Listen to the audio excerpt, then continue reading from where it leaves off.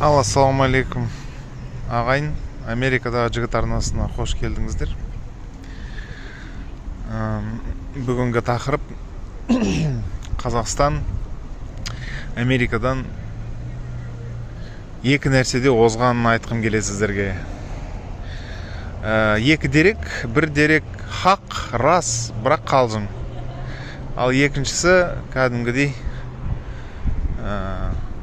көңіл бөлетін нәрсе, оны білу керек, соны сақтап қою керек, сақтап қалу керек, соны мақтаныш етуіміз керек. Ұрпақтан ұрпаққа сол нәрсені, озған нәрсемізді ары қарай жалғастыруымыз керек. Сол ең бірінші Қазақстанның уақытысы 13-14 сағат Америкаға қарағанда озық. Яғни сіздерге жексенбі күні кеп қалса, бізге әлі сенбі күні болып тұрады. Сіздерге жексенбі күні басталған кезде біз әлі 14 сағат күтеміз оны. Сол себептен Қазақстанның уақытысы, яғни Қазақстанның өзі Америкадан 13 сағат озық. Ол бір. Ол әзіл, бір жағынан Құдайдың берген уақытысы ғой енді, мерзімі. Ал өлшеулі деген нәрсе. Ал екінші зат, ол қоғам. Біздің қазақ айналайын елім қандай Африкадағы, Европадағы болсын, қандай теріс ақ болсын, қара болсын, қоңыр болсын, бүкіл адамзатты адамзат деп есептейді, адам баласы деп есептейді.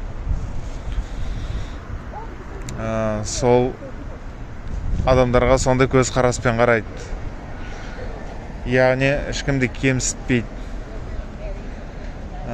Мысалы 40-шы жылдар, 45-ші жылдан 40-шы жылдан ары қарай 45-ке дейін ғой, 40-шы 44-ші жылдар ғой, Кавказдан қанша елдерді Ресей өкіметі бізге алып келіп бетпақталаға тастап оларды, жолдан қанша қырылып олар. Болмаса мынау Жайық жағасынан, Ресейдің оңтүстік жағынан Жайықтағы немістерді қуып алып келді бізге, Қазақстанға. Біз оларды да өз бауырымыздай қабылдап, оларға қарасып. Одан кейін қанша адам абақтыға түсті Ресейден. Ол байғұс саяси қуғындардың бала-шағалары да келіп, осында абақтыға түсіп, оларға да қарасып біздің қазақ. Міне сол елдерді аман қалып, бірінші Алланың күші ғой оны, ол елдерді аман қалдырып атқан.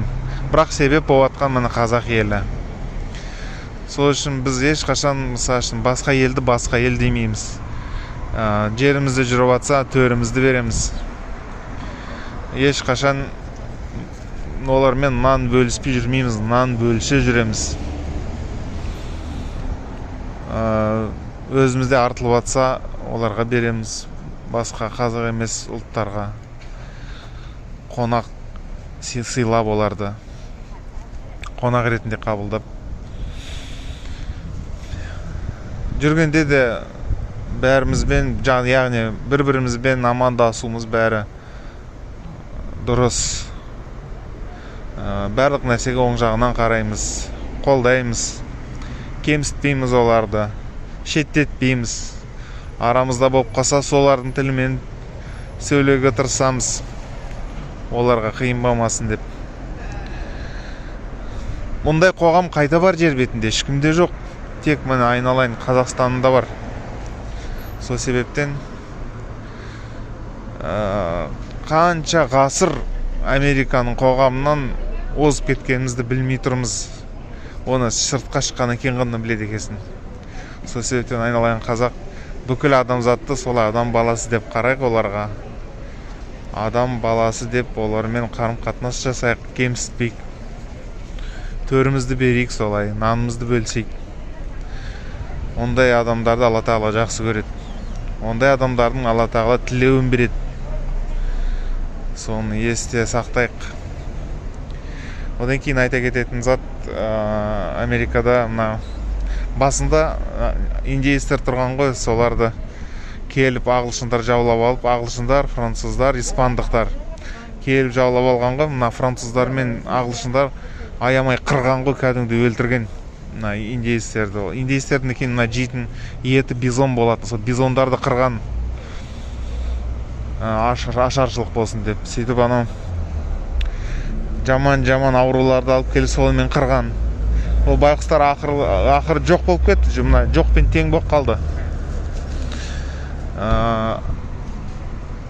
Ал испандықтар, олар мына христиан дініне сәл дұрыс түсініп, өзінің діндерін мейірім сәл көптеу болған олардан гөрі, мына француздар мен ағылшындарға қарағанда. Сөйтіп олар мына жергілікті индеецтермен араласа бастады. Араласып үйленіп, соларға енді қызын берген мен бермеген білмеймін, бірақ еркектер солардың қыздарын алып, содан ұрпақтан ұрпақ көбейіп, сөйтіп қалай болған білмеймін. Мына қарасаңыз, мына солтүстік Америка континентін қарайтын болсаңыз, мына солтүстік жақтың барлығы жаңағыдай испандықтар мен индеецтерге араласқан халық жоқпен тең, барлығы оңтүстікке жиналған. Мына Калифорния жақтан мына жаққа төменге қарай кете береді, Мексика жаққа. Бүкіл Мексикада жиналып қалған сияқты ғой сол байқұстар.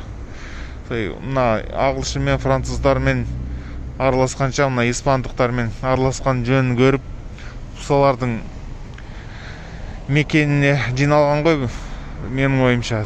Қазір мына Мексиканың саны, қазір қателеспесем 180 миллион мысалы. Сөйтіп сол қарасаңызшы, қандай расист, сыйғызбайын екен. Енді білесіздер, африкалық адамдарды құлдыққа алып келіп, қазірдің өзінде оларды кемсітеді, адам санамайды.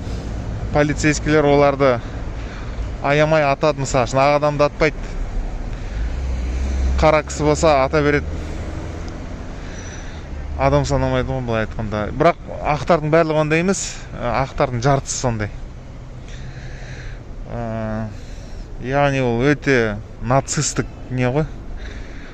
Нацистік нәрсе. Алла тағала ондай жаман қасиет бермеген қазаққа. Сол себептен айналайын қазақ, аман болыңыздар әрқашан. Сіздер Америкадан әлде қайда озып кеттіңіздер. Жарайды, бұлардың ақшасы көп шығар, жарайды, мынандай көліктер мықты шығар, компьютерлік технологиялар мықты шығар. Оның барлығын олар көрге алып кетпейді молаға. Тек қана жақсылы нәрселер жолдас болады о дүниеге. Ал біз, иншалла, мұсылман болатыр біріншіден, екіншіден сол жақсы істерімізді көбейтсек, иншалла, о дүниеге барғанда пейішке Алла тағала бөлейді бізді деген үміт бар. Сол айналайын қазақ. Біз оздық олардан. Соны мақтаныш етейік. Соны жоғалтпайық. Соны дамытайық ары қарай. Тек адамгершілікпен өмір сүрген ел болады.